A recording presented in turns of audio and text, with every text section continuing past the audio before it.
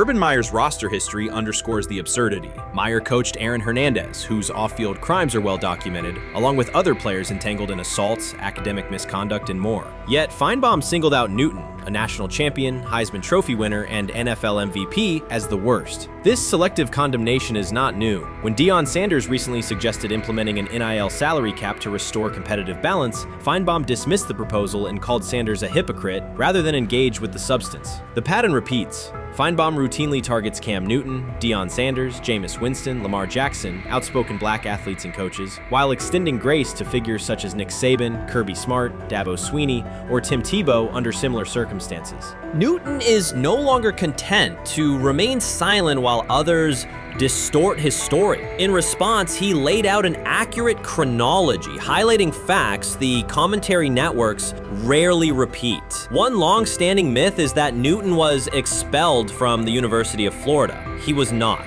Tim Tebow held the starting job unchallenged, and Meyer had no intention of displacing his star. Like thousands of athletes each year, Newton transferred to find a place where he could play. The move was strategic, not disciplinary. He is, with 3-2-2-5-3-17 to transfer to and more back, Meyer was. Critics habitually resurrect the 2008 laptop incident to tarnish Newton's entire career. Newton has acknowledged the mistake, but its relevance is overstated. The incident did not prompt his transfer, nor did it derail his trajectory. After leaving Florida, Newton enrolled at Blinn College, a Texas JUCO powerhouse, and led the Buccaneers to a national championship while posting dominant statistics. That performance earned him the opportunity to transfer to Auburn. At Auburn, Newton produced one of the most extraordinary single seasons in collegiate history. More than 4,000 yards of total offense, 50 combined touchdowns, an SEC title, a national championship, and the Heisman Trophy. Achievement compressed into a single year under intense scrutiny. Even that landmark season is recast by Feinbaum as a cautionary tale.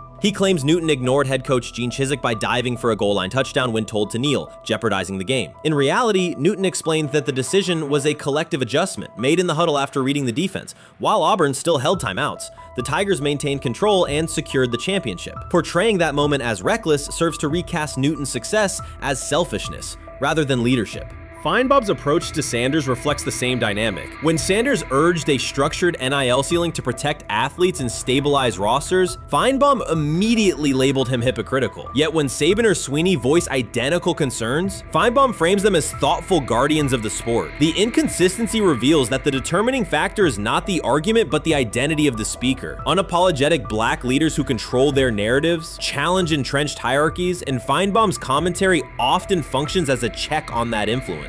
Newton countered Feinbaum's latest attack with a concise statement. "You're lying, Paul. Please stop." Behind those words lay a broader indictment of the media machinery that weaponizes half-truths. By calling Newton the worst player Meyer coached, Feinbaum was seeding doubt among fans, front office evaluators, and future historians. Newton, now an established media presence and entrepreneur, no longer depends on traditional outlets to correct the record. He reminded audiences of three essential truths. He departed Florida on his own terms, he led Auburn with support from coaches and teammates, and he captured every major accolade available in college and professional football without conforming to prescribed expectations. An unspoken rule lingers in American sports discourse. Black athletes may excel, but must do so quietly, gratefully, and without highlighting systemic inequities. Newton broke that expectation early by celebrating with unreserved joy, answering questions candidly, and refusing to minimize his personality. For some commentators, that confidence is reinterpreted as arrogance. Feinbaum's repeated attempts to undermine Newton follow a familiar script of policing behavior rather than analyzing performance. Yet, legacy rests not in a pundit soundbite, but in tangible achievements and public memory.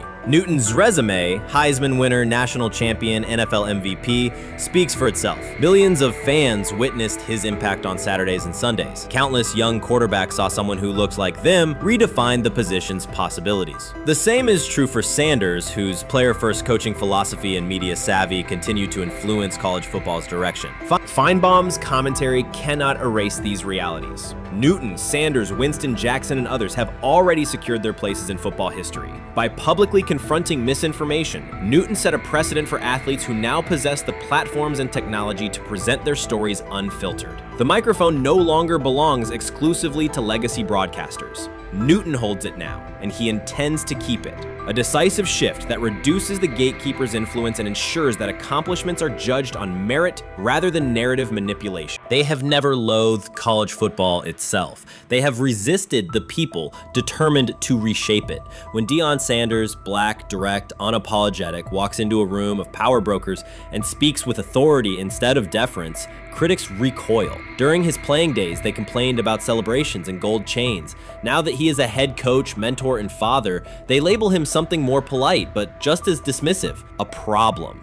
At Big 12 Media Days, Sanders addressed the accelerating chaos of the name, image, likeness market. He said college football needs a salary cap, not to hobble players, but to impose order on a system that showers unproven freshmen with seven-figure promises while the rest of a roster hunts for scraps. He called the situation unsustainable. Within hours, ESPN commentator Paul Feinbaum branded him a hypocrite, arguing that Sanders profited from NIL at Jackson State and now wants rules only because his most marketable athletes have moved on. The accusation spread quickly because it fit a comfortable storyline. Outspoken black coach gains from change, then protests when the advantage disappears. That framing ignores context. Sanders never criticized players earning money. At Jackson State, he urged corporate sponsors to partner with athletes who had been invisible to major brands for decades. What he wants now is stability, standardized guidelines, basic financial literacy, and roster balance that prevents locker rooms from fracturing over uneven payouts. When other coaches, Nick Saban, Dabo Swinney, Lane Kiffin, voiced similar concerns, they were praised for foresight. When Sanders spoke,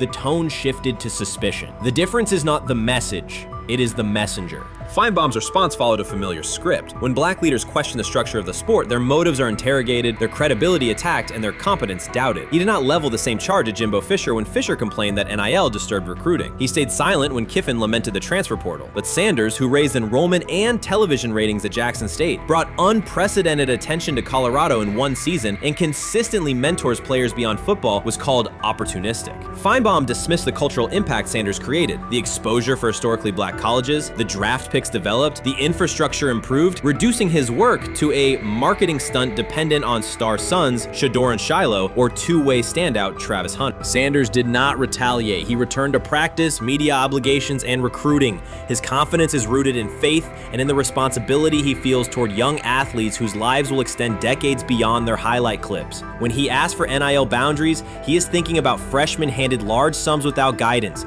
families unprepared for sudden wealth, and programs that abandon kids once production stalls. He has watched that cycle from the inside. He wants protections, not restrictions. Critics predicted Colorado would fade once Shedeur and Hunter leave. Instead, Sanders signed blue-chip quarterback G.J. Lewis and a wave of transfers eager to join a program that values personal growth as much as on-field wins. Recruits see a coach who challenges the status quo, who places black culture at the program's center without apology, and who will remain visible when social media buzz cools. They recognize that Sanders does not chase attention. Attention follows his results. Media outlets reduced the upcoming Buffaloes season to a win total prop. 6 victories, give or take. Sanders is playing a longer game. He wants to show young athletes, especially black athletes, that they can lead authentically, speak with conviction, and refuse to shrink for access. Success measured only by the scoreboard misses the point. If Sanders builds men who graduate with financial literacy, self-confidence, and community awareness, he will consider the mission successful, even if Colorado finishes with 5 wins instead of 10. None of that registers with commentators invested in an older hierarchy. For them, leadership should remain predictable, reserved posture, muted tone, minimal cultural expression. Sanders contradicts that image. The possibility that his methods could spread to other coaches, to other programs, threatens a model that has kept decision-making and revenue streams concentrated for generations. So the debate is not about hypocrisy or payroll ceilings. It is about control of the narrative and who is deemed qualified to write it. Sanders refuses to surrender that authority. He knows order is necessary. He also knows whose voices have been ignored whenever real reform is discussed. By speaking plainly, he forces television panels, athletic directors, and conference commissioners to confront issues they would rather defer: financial education, equitable resource distribution, and consistent national standards. Whether Colorado exceeds betting lines this fall will not change the trajectory Sanders has already set. He made Boulder relevant, energized recruiting beyond traditional power corridors, and broadened college football's cultural reach. that influence will persist long after social media debates cool. If his call for NIL structure eventually becomes policy, as the NCAA and Congress now contemplate, Feinbaum's soundbite will fade while Sanders' imprint endures. In the end, accusations of hypocrisy say more about the accuser than the coach. Sanders has remained consistent, empower athletes, hold adults accountable, and inject stability before unchecked money corrodes the locker room. The people who stand to lose clout in that environment prefer the chaos they can manipulate. Sanders prefers a system that nurtures the players who make the sport worth watching. His advocacy is rooted in experience, not self-interest, and his critics will have to decide whether to engage with that reality or keep shouting from the sidelines. Shedeur is lighting it up in practice every day. You're not even a half bit curious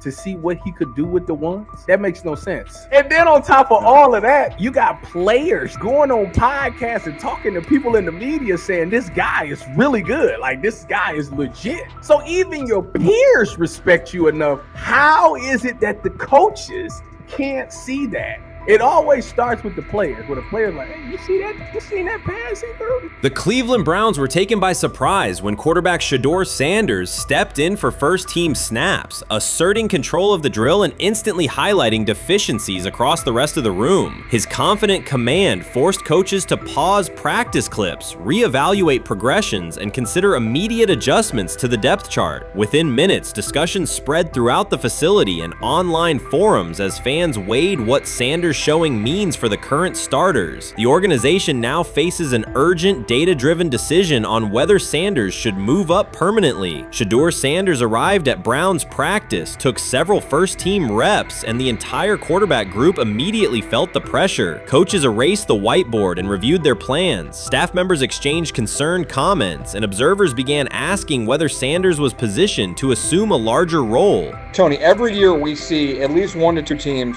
They were in last place in their division the year before. No one thought they'd be good, and then they were good. It almost seems like no one's even assuming the Browns can be that, but we see it happen every year. And I get the quarterback stuff, but like, correct me if I'm wrong, Tony. The Browns are trying to run the football, play good defense, not turn the ball over in the passing game, and try and take advantage when they can, correct? That's what they're trying to do.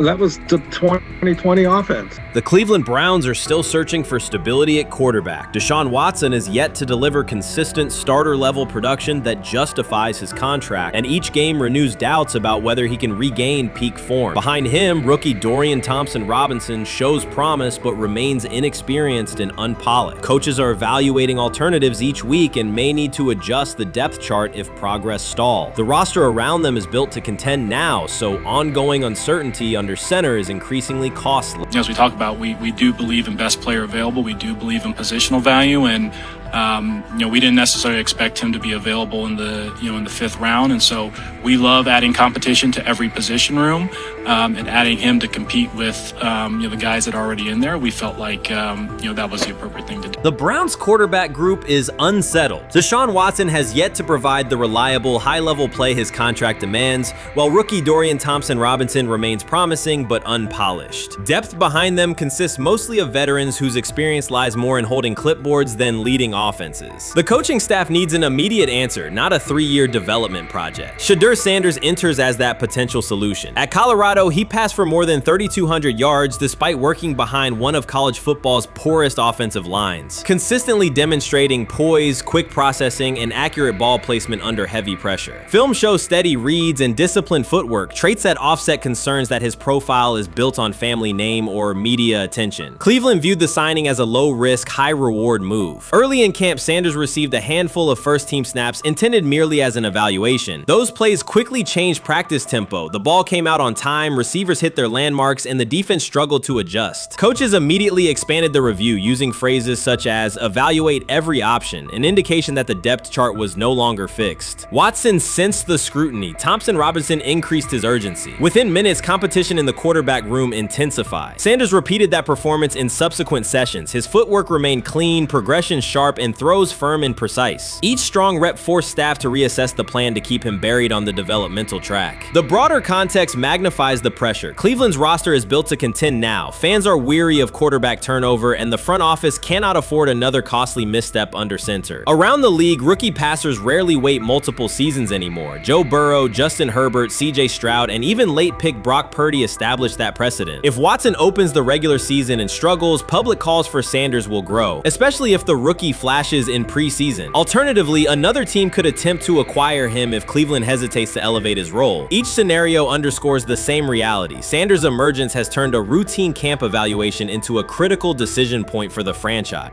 And we saw Dylan Gabriel go 11-11 with the first team, Shedeur Sanders go 11-11 with the second unit. So that was really the big wrinkle today. Yes, and of course, it was the first time that we have seen Shedeur Sanders get any of those coveted 11-on-11 reps. Of course, again, it wasn't with the first team offense or against the first team defense, but it's progress. And that means that he's going in the right direction, that the arrow is pointing up. He's coming up the learning curve. So that's good for him. And I actually thought just overall, he had a better day than Dylan had today. He completed more passes. He was more on point. In fact, in that 11-on-11 period, he threw a near touchdown. Desperation can push franchises toward aggressive decisions, especially when their quarterback options appear unconvincing or outdated. One scenario now emerging is that Sanders earns enough confidence to take full preseason reps with the starters, forcing Cleveland to revisit a depth chart it believed was settled at the beginning of July. His practices demonstrate that the excitement around him is grounded in measurable performance. Accurate, high-velocity passes against first-team defenses, and confident command of the huddle. Each strong outing also heightens league-wide interest. Rival scouts adjust evaluations, and general managers revisit their notes, aware that a viable young quarterback may soon become available. Inside the facility, the personnel staff must balance short-term results with long-term roster planning, knowing that an early move could reshape salary cap allocations and locker room dynamics. The pressure on Watson and Thompson Robinson escalates accordingly. Both must produce visible progress to maintain their current roles. Cleveland's recent history shows how quickly promising quarterback situations can devolve into controversy. The franchise has turned potential breakthroughs into organizational turmoil before, so observers remain cautious about how this competition will unfold. Many observers declared Deion Sanders was finished. They argued that his public style attracted unnecessary attention, that his health had deteriorated too far, and that his coaching career was approaching an abrupt conclusion. They misread his resolve. When speculation intensified, Sanders did not schedule a press conference or issue a formal statement. Instead, he released a short video recorded at his Texas home, walking alongside recording artist Lil Wayne. The footage established two facts. Although Sanders still walks with a limp, he remains active, and he intends to return to the sideline. Reports from USA Today and ESPN confirm that Sanders had temporarily left Colorado to recover from a significant, undisclosed medical condition. He lost 14 pounds and missed several summer practices, leading to widespread debate about his future. Unofficial sources suggested complications related to previous blood clot issues, but no official diagnosis was provided. Throughout Sanders' absence, numerous media outlets framed his situation in crisis language, frequently questioning whether he would coach again. By comparison, when coaches such as Lincoln Riley paused their duties for health or family reasons, coverage emphasized understanding and patience, an imbalance that reflects a common difference in how high-profile black coaches are treated. Sanders' silence was not a retreat, it was a period of recovery. During rehabilitation, he relied on family, faith, and trusted colleagues, yet stayed connected to his program through brief online updates. The video with Lil Wayne demonstrated that he retained strong support from influential friends, countering narratives that portrayed him as isolated or on the verge of retirement. The visual evidence showed that his setback is temporary, and that he remains determined to lead Colorado into the forthcoming season. Since accepting the Colorado position, Sanders has dramatically elevated the program's national standing. He first drew national attention to Jackson State and the broader HBCU football landscape, then moved to Boulder and transformed a one-win team into a central storyline in college athletics. His approach, combining hip-hop culture, direct communication, and open expressions of faith, has challenged conventional expectations for head coach behavior. Each step forward has been met with heightened scrutiny. His time at Jackson State was labeled a publicity stunt, his departure for Colorado was framed as abandoning HBCU culture, and his social media presence has been cast as distraction from traditional coaching responsibility. Critics often magnify Sanders' missteps and question his motives, while comparable actions by other coaches receive neutral or sympathetic coverage. Showings of enthusiasm from Brett Favre and disciplinary intensity from Nick Saban are celebrated as competitive passion, yet Sanders' displays of confidence are frequently labeled arrogance. The discrepancy illustrates deeper biases rather than differences in performance. Sanders' success challenges entrenched expectations of how a college football leader should look, speak, and act, especially a black coach who refuses to downplay his identity. During his convalescence, Sanders maintained close communication with his staff and athletes, reinforcing the standards he had established: discipline, accountability, and belief. The program's daily messaging continued to emphasize preparation and resilience, signaling that Sanders' influence persists even when he is away from campus. Athletes echoed his mantras during workouts, confirming that his leadership extends beyond physical presence. Sanders acknowledges the seriousness of his medical challenge, but has refused to let it define him. He has publicly discussed leaning on scripture and prayer, explaining that his purpose as a mentor, father, and coach extends beyond personal adversity. In that context, the video of him walking in the Texas sun was less a strategic media effort than a straightforward demonstration of continued commitment to his team and mission.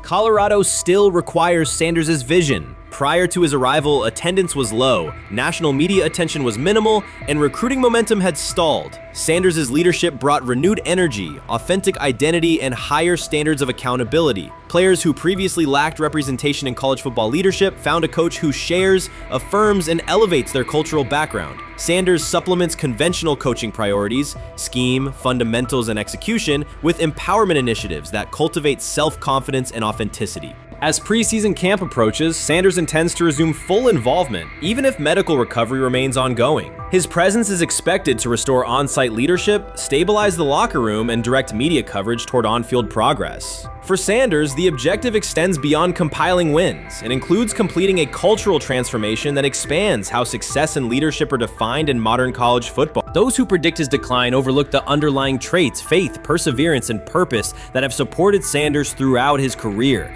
Doubts, rumors, and disproportionate scrutiny have followed him from playing days into coaching, and he has consistently responded with results. His current health setback is another obstacle, not a conclusion. The broader initiative he leads, centered on authenticity, opportunity, and high standards, continues. When Sanders returns to the sideline, it will mark the next stage of a movement he has guided from Jackson State to Boulder.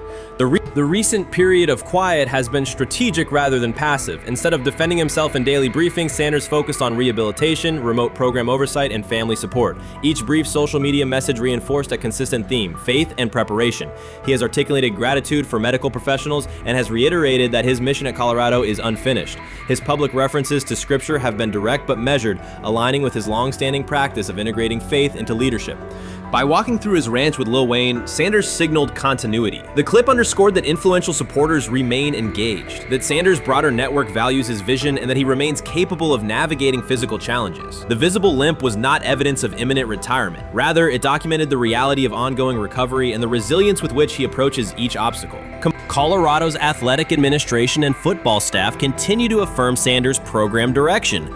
Recruitment communications cite his established record in fostering cultural relevance and national exposure. Prospective athletes respond to a coach who presents a transparent path to development, both on and off the field. Current players refer to Sanders' coaching points with clarity, citing specific drills and expectations that remain unchanged during his absence. These indicators demonstrate that the core structures Sanders implemented are functioning, and that his return will be an amplification, not a restart. Criticism regarding Sanders' public persona often conflates media style with coaching substance. Analysis from opponents suggests that social media engagement dilutes football preparation, yet Sanders' staffs emphasize time management and delegation. Defensive and offensive coordinators handle in-game adjustments, while Sanders directs overall culture, recruitment, and leadership. He has articulated that visibility serves to amplify program accomplishments and enhance player opportunities, not replace strategic football planning. Some commentary has attempted to reframe Sanders' health issue as evidence that his coaching model is unsustainable. The argument ignores the documented health challenges faced by numerous coaches across levels of competition. For example, college coaches recovering from heart procedures or joint replacements have returned to successful seasons after appropriate medical clearance. Sanders' case follows a comparable trajectory. Medical complications require temporary separation, structured rehabilitation is prioritized, and a managed return is planned. Institutional medical protocols at Colorado dictate clearance requirements. Sanders will meet those before resuming full sideline duties. Colorado's players have expressed public confidence in Sanders' eventual return, citing regular virtual check-ins and continued accountability. Several athletes noted that positional meetings included recorded messages from Sanders reinforcing tactical goals and personal discipline. These details confirm that Sanders has remained actively engaged, albeit remotely, and that team culture remains aligned with his principles. Looking ahead, Colorado's schedule will attract national attention, both for on-field competitiveness and the storyline of Sanders' comeback. Analysts will evaluate how quickly he reestablishes day-to-day rhythm and whether his physical limitations influence practice oversight. Internal planning accommodates gradual escalation of responsibilities, with medical staff and strength and conditioning personnel contributing to phase reintegration.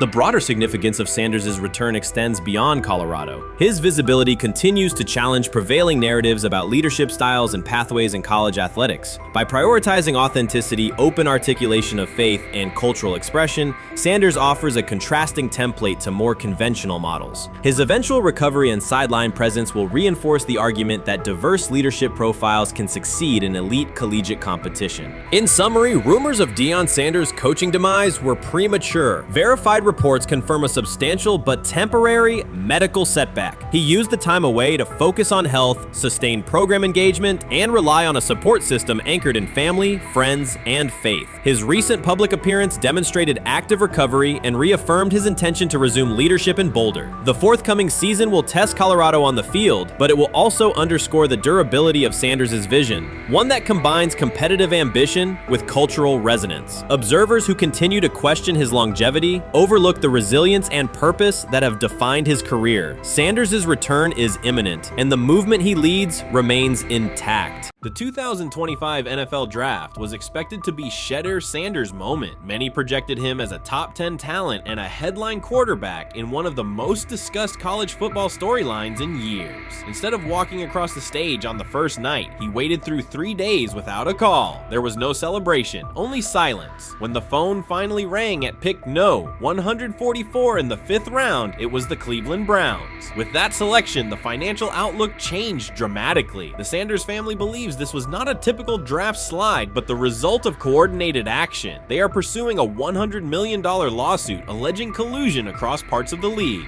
In the months before the draft, Sanders was consistently discussed among the top quarterbacks in the class. Television and digital analysts praised his poise, accuracy, leadership, and command. Scouts highlighted a 74.1% completion rate, record-setting stretches at Colorado, and his rise from an HBCU star to a national figure. Consensus expectations placed him in the first round or early second. Draft night unfolded differently. As picks accumulated, there was little indication that his name would be called. The atmosphere at his private gathering shifted from anticipation to doubt. When the Browns selected him late on day 3, projections for his first contract dropped from an estimated range in the mid-$30 million to approximately $4.6 million, with corresponding reductions in likely endorsements and long-term positioning. According to Deion Sanders and others close to the family, this was not about performance, injury, or conduct. They argue it was coordinated. Attorneys were contacted immediately. The allegation is straightforward. Sanders' value was suppressed intentionally. The family's position is that this was a calculated decision within parts of the league, not an isolated set of evaluations. The legal claims focus on communications that, if authenticated, could be significant. Internal emails, text messages, and owner-to-owner conversations. The family's representatives contend that these materials show a deliberate effort to avoid drafting Sanders in early rounds based on perceived image concerns rather than football merit. One message reportedly under review framed the decision in branding terms. Drafting Shedeur would mean inheriting the Prime brand. The complaint asserts that this view led some teams to discourage others from selecting him unless necessary, not for film-based reasons, but to avoid perceived attention and external pressure tied to his family's profile.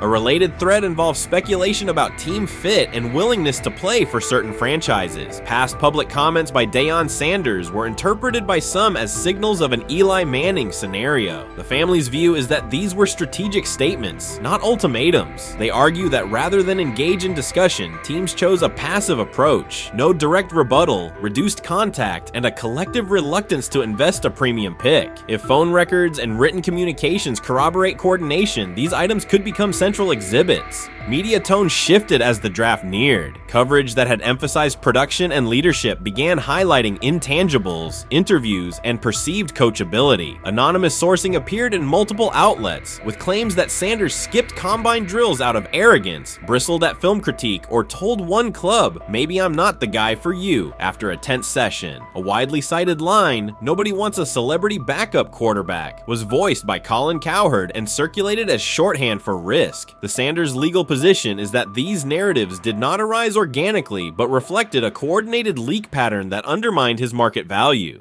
The family's contention is that this was primarily about control and compliance rather than football ability. They point out that Sanders did not fail a drug test, was not suspended, and did not produce poor athletic testing. His college resume included elite stretches and significant program elevation at 2 stops. The legal claim asserts that the league's power structure resisted a high-profile player aligned with a high-profile parent coach and an independent media presence. The allegation is that teams sought to avoid the perceived complexity that would come with selecting him early. The financial impact is a core component of the damages claim. Had Sanders been selected late first or early second round, projected 4-year compensation would likely have fallen between $30 to $35 million, with immediate access to higher tier endorsement opportunities and the brand leverage that accompanies a franchise quarterback designation. As a 5th round pick, the initial contract value is a fraction of that total, and associated off-field opportunities are typically narrower. The suit reportedly seeks not only lost salary, but also the broader economic value linked to draft position, sponsorships, licensing, and the visibility that accelerates an early career trajectory.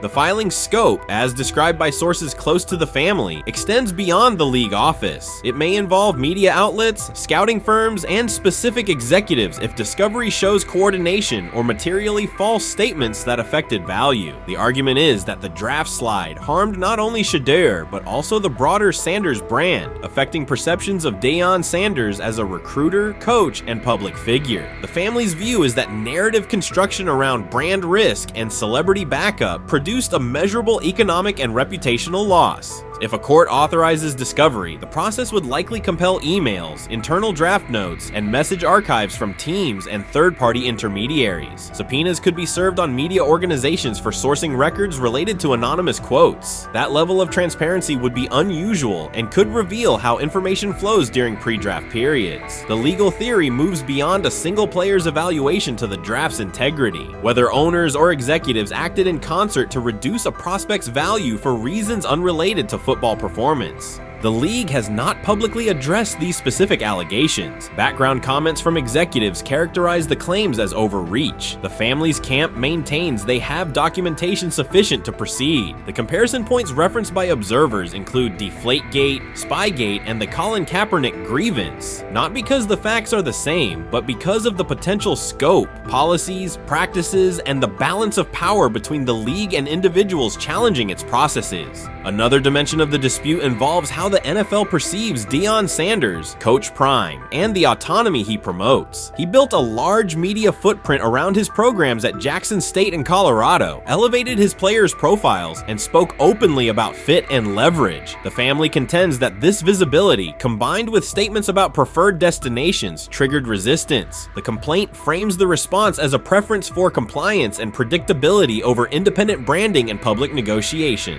The suit also addresses the pre-draft decisions that critics point to, skipping the Senior Bowl, declining full workouts at the NFL Scouting Combine, and candid interviews about team fits. The family characterizes these as strategic choices commonly made by top prospects, not evidence of entitlement. Their view is that similar decisions by other players did not produce the same narrative because those players fit more comfortably within league expectations. The risk calculus is clear. Bringing a suit of this magnitude invites professional consequences. The family acknowledges that some within the league may react negatively. Their position is that the principle at stake, transparent and fair valuation, warrants the risk. The message they intend to send is that manufactured narratives and coordinated devaluation should face scrutiny, particularly when they affect earnings, opportunity, and reputation. If the case advances, several outcomes are possible. The court could find insufficient evidence of coordination, limiting the scope to individual judgments protected as opinion. It could also find enough to proceed